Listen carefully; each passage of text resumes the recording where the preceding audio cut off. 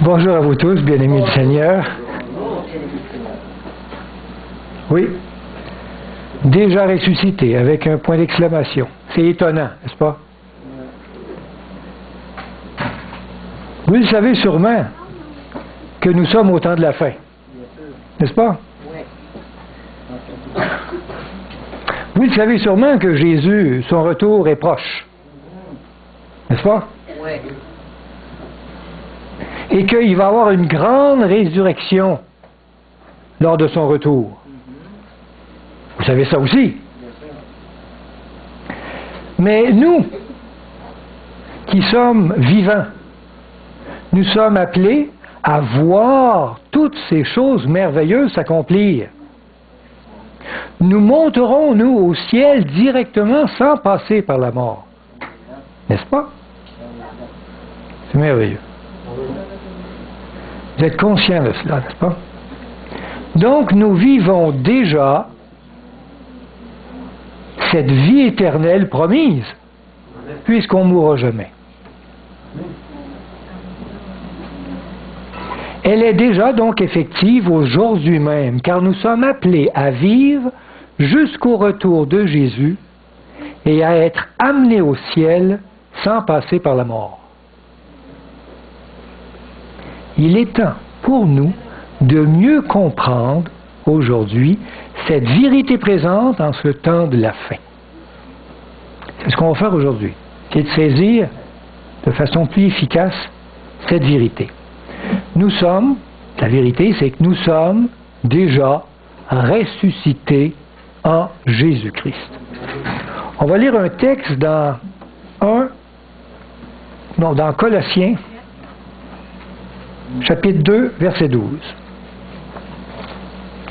Il est dit, ayant été ensevelis avec lui par le baptême, c'est nous ça, vous êtes aussi ressuscités en lui et avec lui par la foi en la puissance de Dieu qui l'a ressuscité des morts. Intéressant. Cette réalité merveilleuse, c'est que Dieu vous a ressuscité en Jésus-Christ et vous l'êtes dès maintenant. C'est fantastique, n'est-ce pas?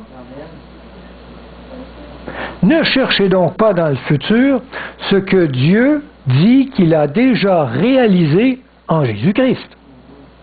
Il n'y aura pas de résurrection pour ceux qui seront vivants lors du retour de Jésus. Et c'est à vous qu'est donné l'honneur de l'accueillir. Vous êtes tous, donc, dès maintenant, dans la position d'un ressuscité en Jésus-Christ.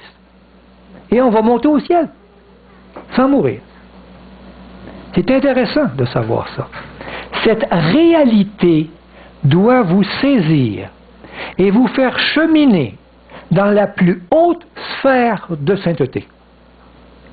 Vous avez déjà les deux pieds dans la vie éternelle.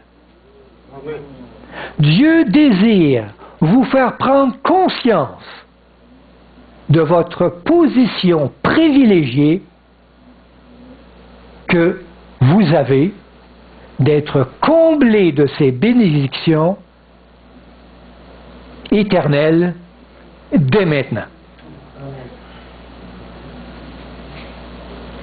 Mais vous savez, avant le temps de la fin, c'était pas comme ça.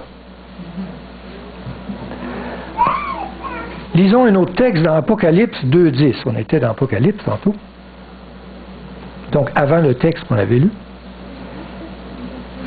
Dieu dit à son peuple, ne crains rien, ne crains pas de ce que tu vas souffrir.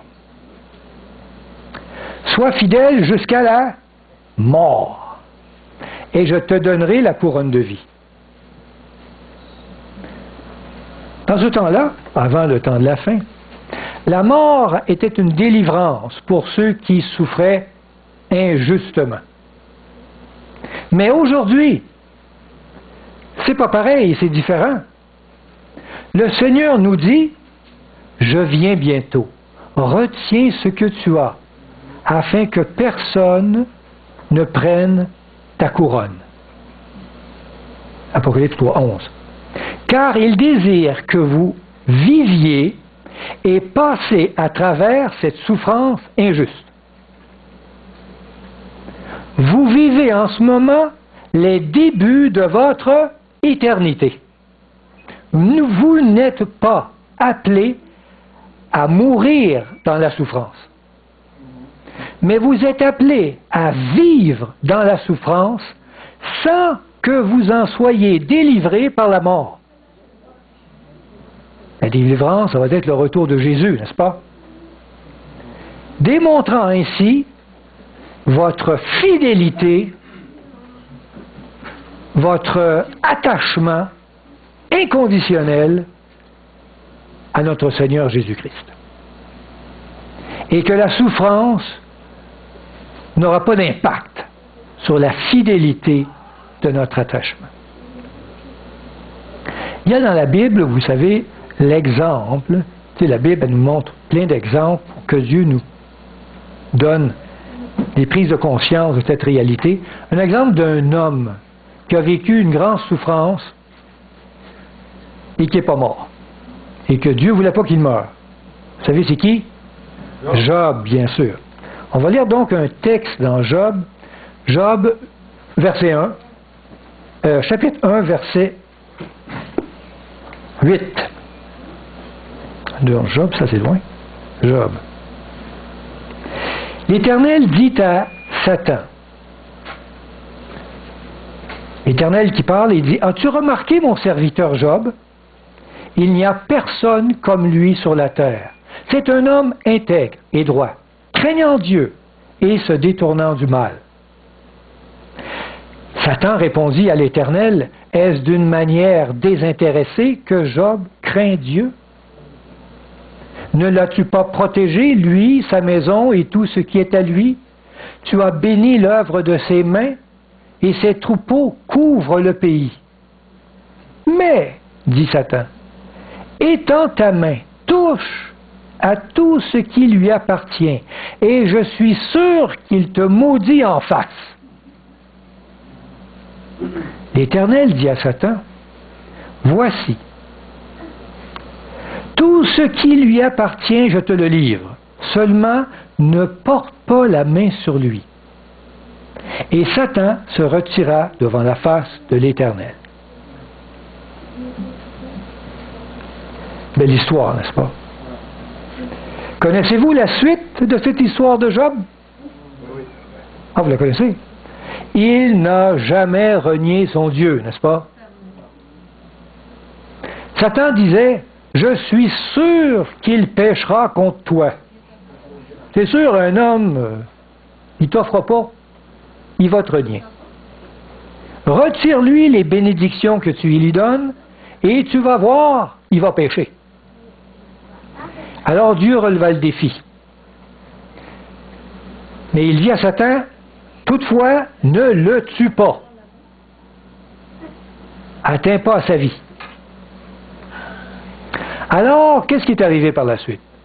Une bande armée a volé ses bœufs et ses ânesses. Et tout par-dessus, d'un coup. Quelque temps après, qu'est-ce qui est arrivé? Tous ses serviteurs ont été massacrés et tués. Quelque temps après, qu'est-ce qui est arrivé? La foudre tua tous ses troupeaux de moutons. Quelque temps après, qu'est-ce qui est arrivé? 3 bandes armées ont volé tous ses chameaux. Quelque temps après, qu'est-ce qui est arrivé? Une tornade tua tous ses enfants. Et il y avait beaucoup d'enfants. Quelque temps après, qu'est-ce qui est arrivé? Job lui-même devint gravement malade. Une maladie de peau très grave. Quelque temps après, qu'est-ce qui est arrivé? Sa femme a tombé dans une grande dépression, un grand désespoir, et on croit qu'elle l'a quitté en plus. Quelque temps après, qu'est-ce qui est arrivé? Encore pire! Ses propres amis lui disaient, Job, c'est sûr, t'as péché. Exactement ce que Satan voulait qu'il fasse. Ses amis disent, oh, tu as sûrement péché. Mais est-ce que Job avait péché? Non.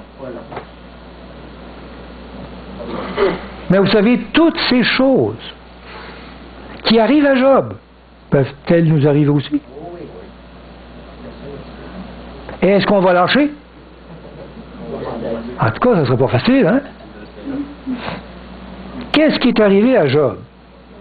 On va voir ça dans Job 1, 20. Job 1, 20. Alors, un petit peu.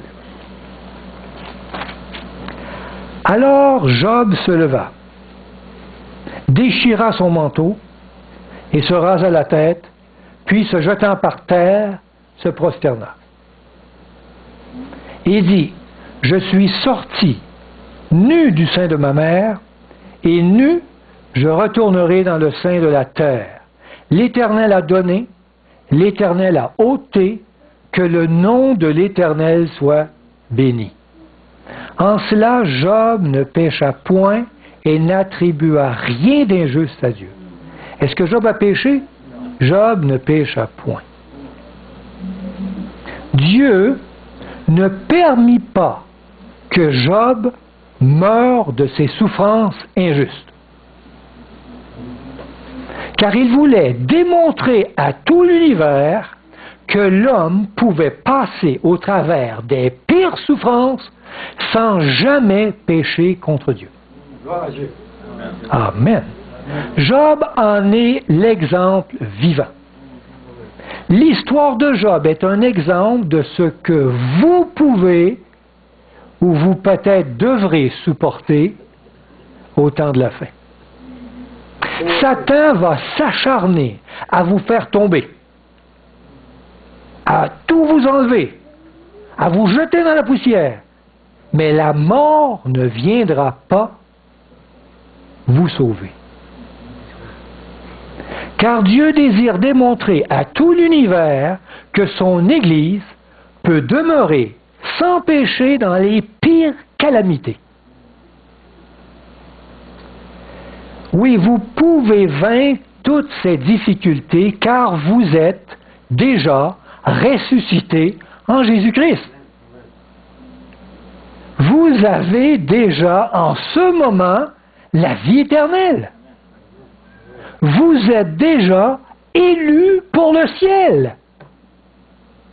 La porte est ouverte. Dieu nous invite.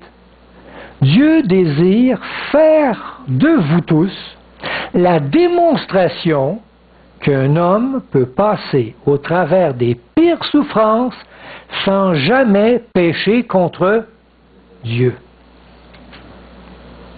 Parce qu'il est ressuscité en Jésus-Christ. Dieu désire nous faire prendre conscience de cette vérité nouvelle pour nous qui êtes appelés à vivre les pires persécutions dans la victoire avant son proche retour, n'est-ce pas? Et c'est nous qui êtes appelés à passer au travers de ça. Vous êtes donc déjà ressuscités en Jésus-Christ. Comprenez-vous ça? On va un texte qui va nous le dire encore, dans Colossiens 3, 1. Donc on vient dans le Nouveau Testament. Paul dit, si donc vous êtes ressuscités avec Christ, donc c'est une affirmation que tout le monde devrait savoir, cherchez les choses d'en haut, où Christ est assis à la droite de Dieu. Là, maintenant que tu le sais, agis en conséquence. Maintenant que vous savez que vous êtes déjà ressuscité avec Christ, alors il serait important de ne pas apporter de péché dans cet état de renaissance en Jésus-Christ. Vous savez que vous avez déjà les deux pieds dans l'éternité. Mais si vous persévérez dans le péché, Dieu sera obligé de faire comme il a fait avec Satan, de vous chasser du ciel et de se détacher de vous. Cette nouvelle naissance que Dieu nous a donnée ne doit pas être souillée par le péché. Car vous êtes la démonstration vivante de la puissance créatrice de Dieu. Et Dieu ne crée rien d'impur. Dieu vous donne aujourd'hui même la vie éternelle sans passer par la mort. Et il intercède au ciel, dans son sanctuaire, avec puissance dans votre cœur, pour que vous acceptiez de vivre cette nouvelle naissance dans la pureté que réclame un citoyen de son royaume. Amen. Mais, vous allez me dire, on est dans une nature pécheresse. On n'est pas ressuscité.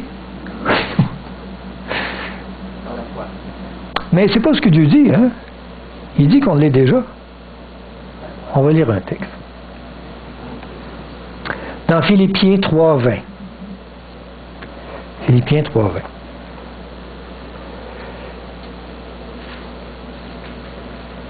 Paul dit, mais notre cité à nous est dans les cieux, d'où nous attendons aussi comme sauveur le Seigneur Jésus-Christ, qui transformera le corps de notre humiliation en le rendant semblable au corps de sa gloire. C'est vrai qu'il va y avoir une transformation de notre corps, par le pouvoir qu'il a de assujettir toutes choses.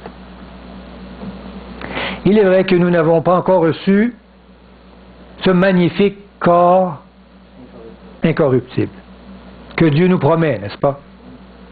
Mais Dieu nous donne toutes les qualités, toute la puissance pour être à l'image de son Fils. Et Jésus, quand il vivait parmi nous, sur la terre, Jésus avait notre même nature humaine pécheresse et il est demeuré fidèle à Dieu sans jamais pécher, même dans les pires et injustes souffrances. Et lui, il a soif. Dans l'attente de notre corps déchu, soit transformé un jour en un corps glorieux, Dieu nous donne aujourd'hui la même puissance victorieuse qu'il a donnée à son Fils Jésus. Alors nous devons savoir que nous n'avons pas besoin d'un corps de gloire pour vaincre le péché. Amen. Car Dieu nous a déjà ressuscités en Jésus-Christ. En esprit et en vérité. Le corps, ça va venir plus tard. Mais la réalité est en esprit et en vérité. Par l'expérience d'Enoch. Vous connaissez Enoch? Il a vécu un peu dans le temps de Adam et Ève, qui fut enlevé pour qu'il ne vit point la mort et qu'il ne parut plus parce que Dieu l'avait enlevé. Dans Hébreux 11:5, on lit ça. Dieu nous révèle cette réalité existait depuis la Genèse. Qu'ils étaient ressuscités en Jésus-Christ. Mais elle devient plus évidente pour nous qui sommes appelés à être les témoins des dernières scènes de l'humanité. Là, pour nous autres, là, si on ne comprend pas ça, il y a un problème. Parce que c'est un fait, on n'est pas appelé à mourir. Donc, il y a déjà la vie éternelle qui est un début pour nous. Amen. Dieu veut vraiment qu'on le comprenne. La Bible décrit, plus proche de nous, l'histoire d'un autre homme qui est monté au ciel sans mourir, sans passer par la mort. Vous connaissez c'est qui? Élie, absolument. Élie le prophète. Disons un texte de cet événement fantastique dans 2 Rois, chapitre 2, verset 11. Le livre des rois. Comme il continuait à marcher en parlant, il marchait avec qui? Élisée. Élie marchait avec Élisée, son disciple. Voici un char de feu et des chevaux de feu les séparèrent l'un de l'autre, et Élie monta au ciel dans un tourbillon. Wow! Quel événement fantastique. Dieu a pris Élie et l'a monté au ciel, sans passer par la mort. Élie devient le type de ceux qui vivront cette expérience au temps de la fin. Et qui sont ceux qui vont vivre cette expérience au temps de la fin? C'est nous.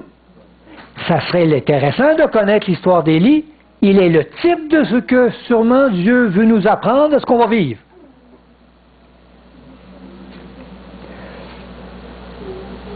Nous aussi, donc, nous sommes attendus à ce que les anges, comme dans le temps d'Élie, dans un tourbillon de feu, nous amènent au ciel. Amen. Comme Élie.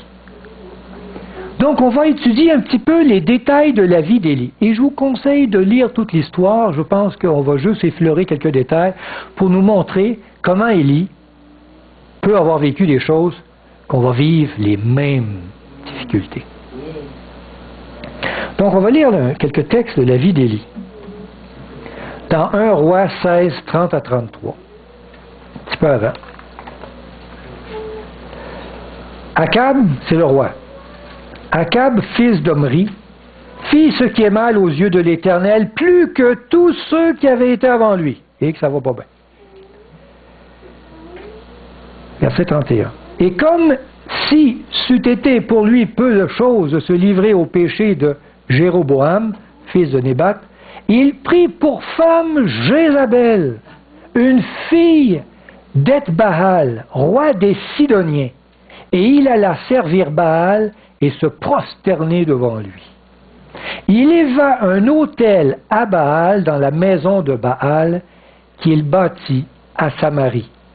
Et il fit une idole d'Astarté.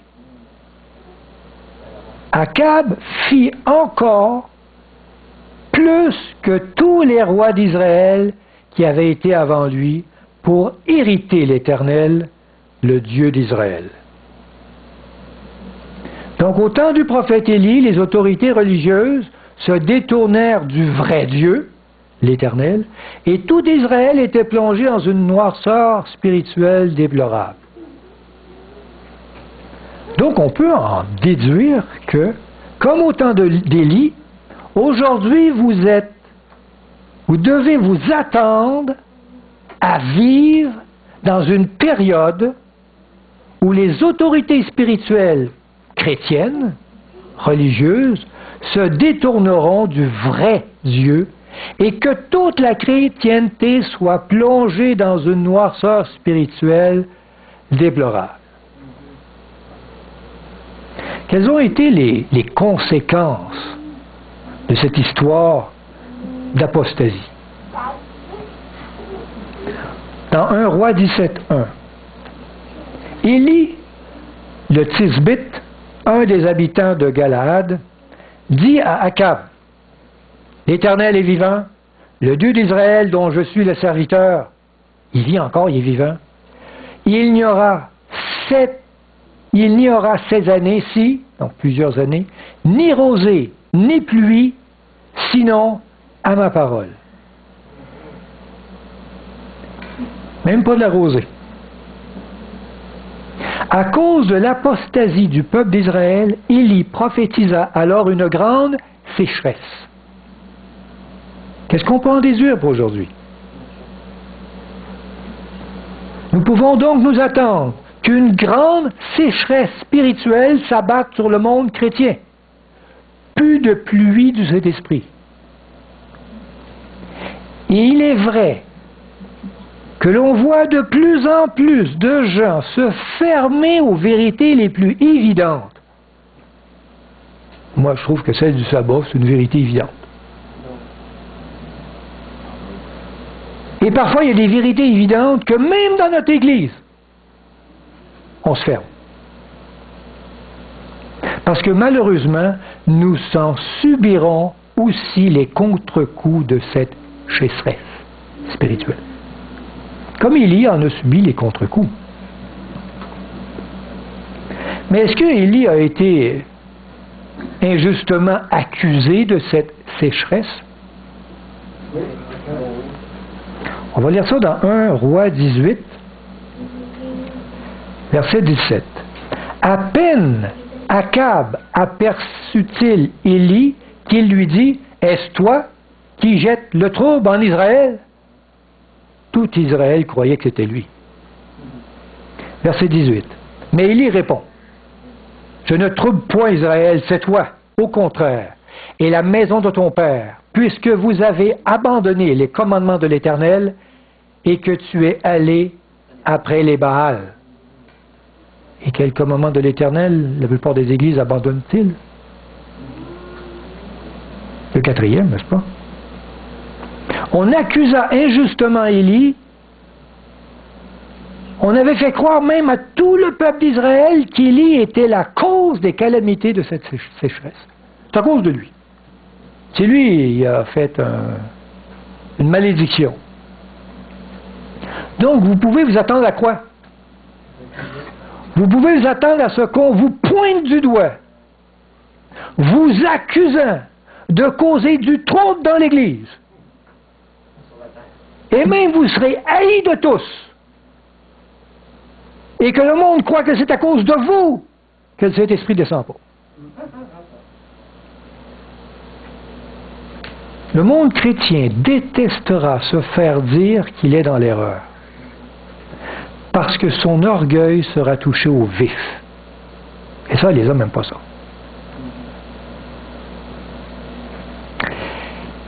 Mais est-ce que Dieu a protégé Élie? Qu'est-ce qui s'est passé dans l'histoire? On va regarder ça un petit peu. Dans 1 Roi 17.5, 1 Roi 17.5, un petit peu plus loin.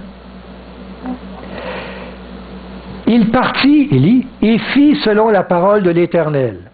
Il alla s'établir près du torrent de Kérit, qui est en face du Jourdain.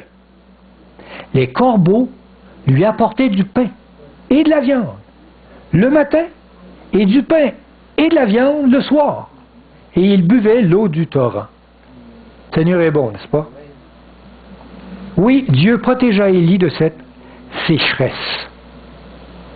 Vous pouvez donc vous attendre à ce que Dieu vous protège et vous nourrisse de cette sécheresse spirituelle par sa parole, par un bon pain, afin que nous soyons, que vous soyez les gardiens de la vérité, comme Élie.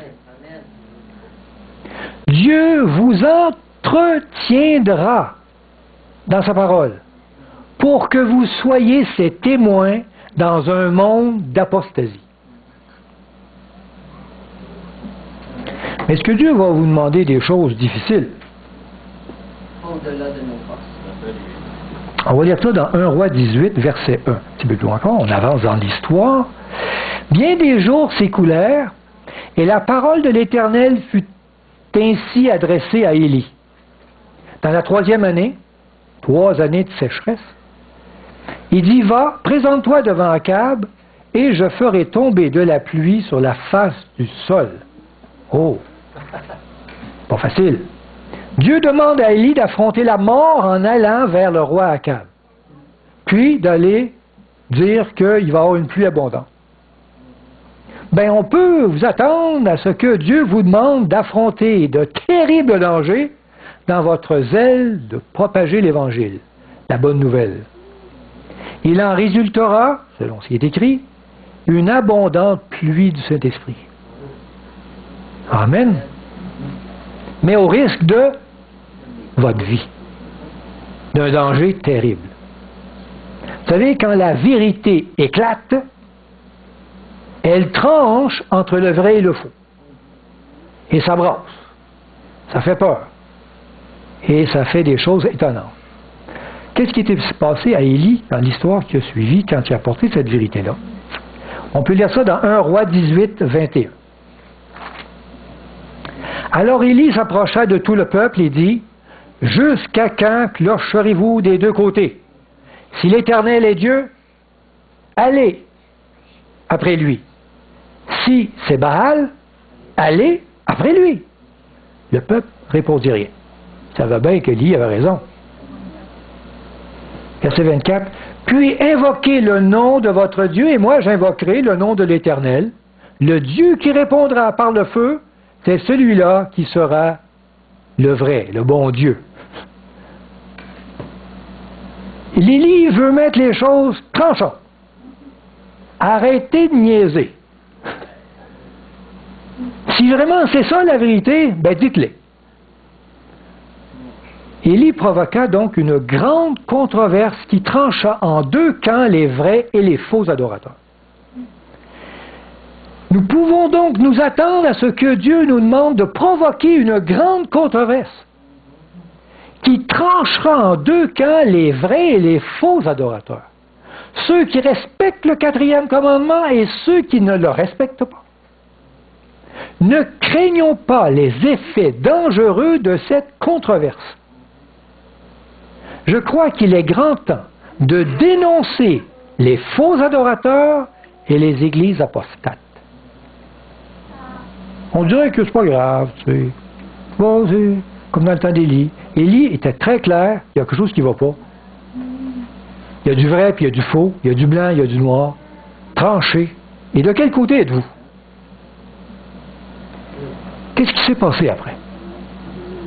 Qu'est-ce qui s'est passé? Dans 1 Roi 18, 36, on peut lire, « Au moment de la présentation de l'offrande d'Élie, Élie le prophète s'avança et dit, il se met en prière, « Éternel, Dieu d'Abraham, d'Isaac et d'Israël, que l'on sache aujourd'hui que tu es Dieu en Israël et que je suis ton serviteur, et que j'ai fait toutes choses par ta parole, et que le monde sache que la vérité vient de lui. » Il dit à Dieu, « Réponds-moi, Éternel, réponds-moi afin que ce peuple reconnaisse que c'est toi, l'Éternel, qui est Dieu, et que c'est toi qui ramènes les cœurs. »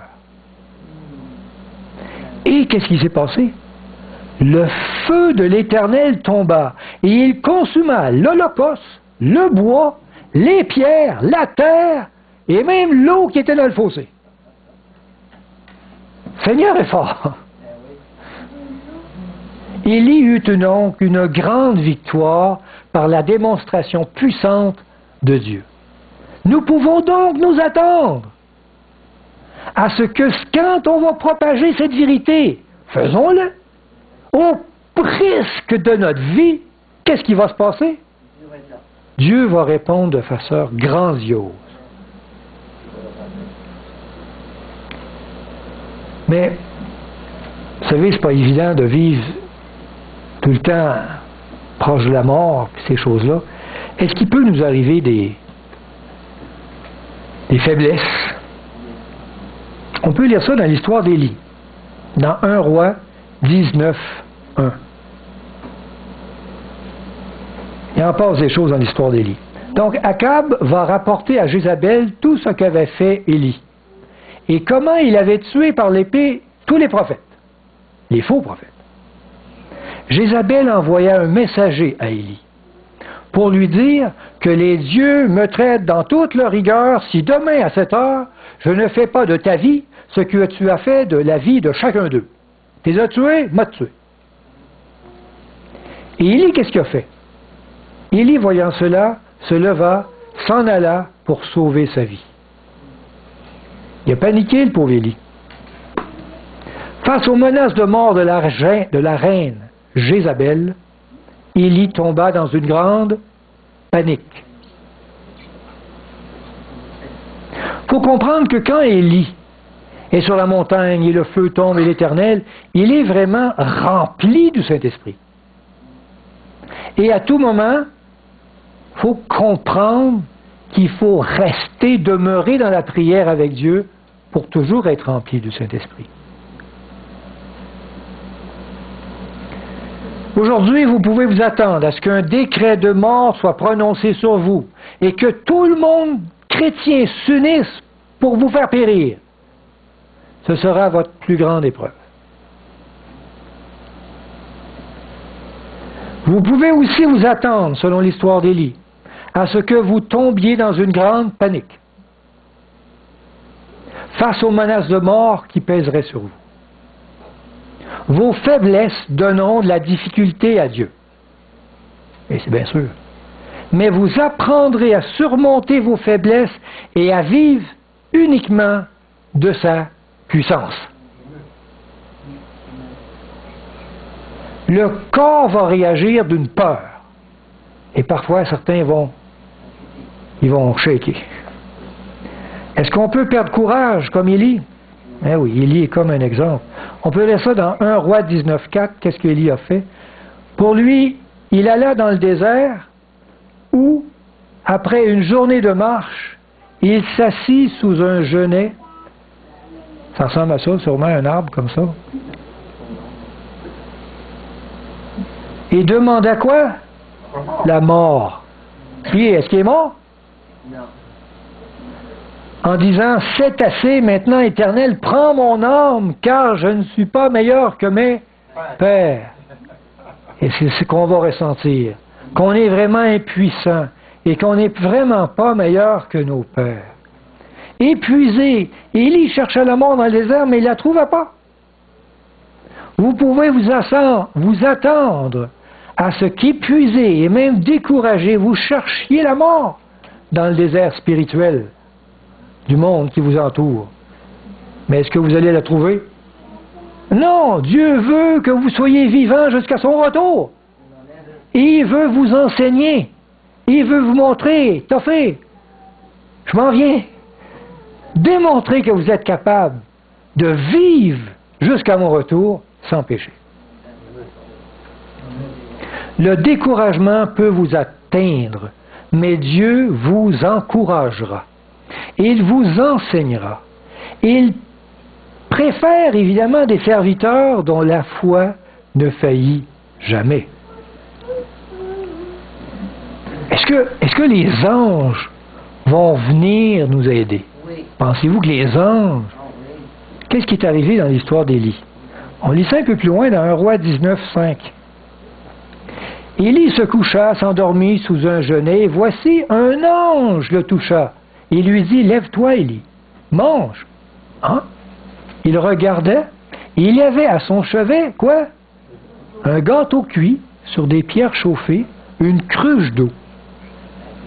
Il mangea et but, puis il se recoucha. Là, l'ange dit, qui prend pas, réveille! Verset 7. L'ange de l'Éternel vint une seconde fois, le toucha et dit, lève-toi, mange, car le chemin est trop long pour toi. Quel chemin? Le chemin de sa dépression. Le chemin de son découragement. Il faut qu'il passe à travers ça. Et Dieu est là. Il se leva, mangea et but, verset 8, et avec la force que lui donna cette nourriture, il marcha combien de temps? 40 jours et 40 nuits, sans boire, sans manger. Jusqu'à la montagne de Dieu, à Horeb. Il court vers Dieu. Il veut en savoir plus avec Dieu. Élie fut nourri par un ange dans le désert parce que Dieu ne permit pas qu'il meure. Nous pouvons nous attendre à ce que les anges vous supportent dans vos découragements et même dans vos besoins vitaux. Amen. Ils vont nous donner sur un plat de la nourriture. C'est ce qu'on voit. Dieu ne vous abandonnera jamais, n'est-ce pas? Qu'est-ce qui est arrivé à Élie un petit peu plus tard? Dans 1 Roi 19,9. Il est arrivé à la montagne d'Horeb. Là. Et là, il entra dans la caverne. Et il y passa la nuit. Et voici, la parole de l'Éternel lui fut adressée. En ces mots. Que fais-tu ici, Élie? C'est que tu fais là. Moi, je t'avais envoyé vers Jézabel Vous savez, si Élie aurait affronté Jézabel, l'histoire d'Israël aurait été plus heureuse. Sûrement que Jézabel aurait été foudroyée par quelque chose. Mais non, Jézabel a vécu, survécu, elle a eu des fils, des petits-fils. Et l'histoire d'Israël a été entachée encore de les folies de cette femme apostate. Que fais-tu ici, Élie? Et Dieu parle à Élie de façon personnelle, intime, douce, simple. Il est en train de lui apprendre comment ça fonctionne une relation avec Dieu. Il parle à son cœur. Il veut entretenir une relation vraie, intime. Vous pouvez donc vous attendre à ce que Dieu s'entretienne directement avec vous, qu'il corrige votre comportement, afin que vous puissiez poursuivre votre mission avec efficacité. Amen. Et les années d'après ont été des années où Élie a formé des écoles de prophètes. Élie s'est promené dans tout le pays, la tête haute, et pour Dieu, il a été vraiment un homme fort, un pilier dans la foi. Même dans ses faiblesses, Élie n'a jamais péché contre Dieu. Il est demeuré faible peut-être, mais il s'est renforcé. Il demeurait fidèle, par exemple, même s'il ne comprenait pas tout l'enjeu de l'histoire qu'il vivait. De même, Dieu nous montre que vous pouvez demeurer fidèle, victorieux, même dans vos faiblesses. Dieu va vous supporter, car c'est lui qui vous soutient et qui empêche à Satan de vous détruire. Il va envoyer ses anges pour vous protéger, afin de démontrer à l'univers la puissance de votre résurrection en Jésus-Christ. Amen.